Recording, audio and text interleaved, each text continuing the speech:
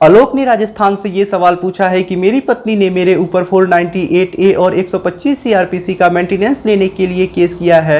ऐसे में कुछ लोग मुझे सलाह दे रहे हैं कि मैं अपनी माता पिता की संपत्ति से बेदखल हो जाऊं।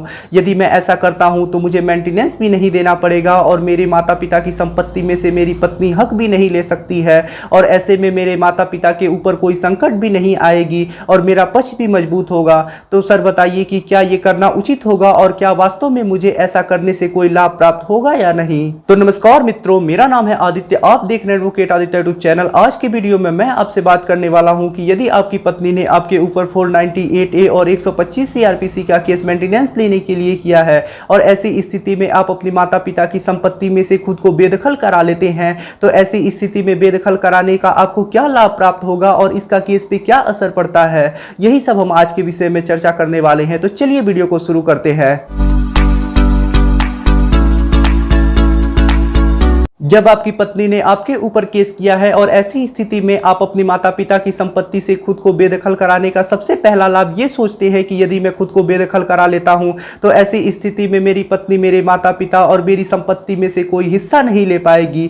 तो ये सोचना आपका बिल्कुल गलत है। मैं आपको सबसे पहले तो ये बता दूं कि पति की संपत्ति में से पत्नी का किसी प्रकार का पति के जीवन काल में कोई भी अधिकार नहीं होता है। पत्नी सिर्फ अपने पति से मेंटेनेंस यानी भरण पोषण की मांग कर सकती है और भरण पोषण ही ले सकती है, ना कि उसकी प्रॉपर्टी में से कोई ऐसे हिस्सा। यदि आप अपनी माता पिता की संपत्ति से खुद को बेदखल करा लेते हैं और आप बेरोजगार भी हैं, तो ऐसी भी स्थिति में यदि आपने विवाह किया है तो अपनी पत्नी को मेंटेनेंस देना आपका कर्तव्य है और ऐसी भी स्थिति में आपको अपनी पत्नी को मेंटेनेंस तो देना ही पड़ेगा। और मेंटेनेंस अलाउ हो जाने के बाद यदि आप अपनी पत्नी को मेंटेनेंस नहीं देते हैं, तब आपके नाम से यदि कोई संपत्ति है तो उस संपत्ति को कुर्क करा के आपकी पत्नी को उससे मेंटेनेंस यानी जो भी मेंटेनेंस की राशि है उसे दिया जाएगा, ना कि आपके पिता की संपत्ति से। आप बेदखल होने का दूसरा बड़ा फायदा ये सोचते हैं कि यदि मैं खुद को बेदखल करा लूंगा और अलग हो जाऊंगा तो ऐसी स्थिति में यदि मेरी पत्नी मेरे ऊपर केस करती है तो ऐसी स्थिति में संकट सिर्फ मेरे ही ऊपर आएगा, माता पिता को परेशान नहीं होना पड़ेगा।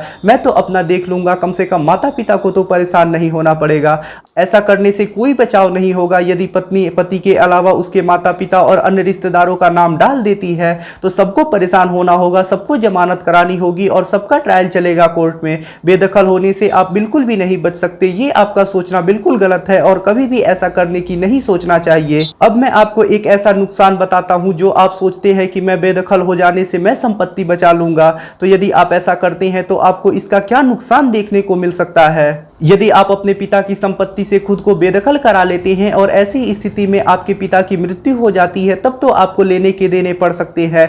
यदि आपके भाई ने ईमानदारी नहीं दिखाई तो आपको अपनी प्रॉपर्टी से हाथ भी धोना पड़ सकता है। तो केस के चलते खुद को बेदखल कराने से आपको लाभ तो बिल्कुल नहीं हो रहा है, लेकिन आपको यहाँ पे एक बहुत बड़ा नुकसान देखने को मिल सकता है। आप प्रॉपर्टी बचाने के चक्कर में खुद को बेदखल कराएंगे और ऐसा हो भी सकता है कि आप सारी प्रॉपर्टी से ही हाथ धो दे अपने। तो मेरा तो कहना यही है कि आपको कभी भी केस के चलते अपने माता पिता की संपत्ति से खुद को बेदखल नहीं कराना चाहिए, क्योंकि आपको इसका लाभ तो कोई नहीं मिलेगा, बल्कि इसका आपको नुकसान देखने को मिल सकता है भविष्य में। यदि आपके मन में अब भी कोई सवाल है तो वो सवाल आप नीचे कमेंट बॉक्स में हमसे पूछिए। यदि आप मुझसे फोन पे बात करना चाहते हैं तो इसके लिए आप डिस्क्रिप्शन चेक कीजिए, वहां पे बताया गया है कि आप किस प्रकार से मुझसे फोन पे बात कर सकते हैं।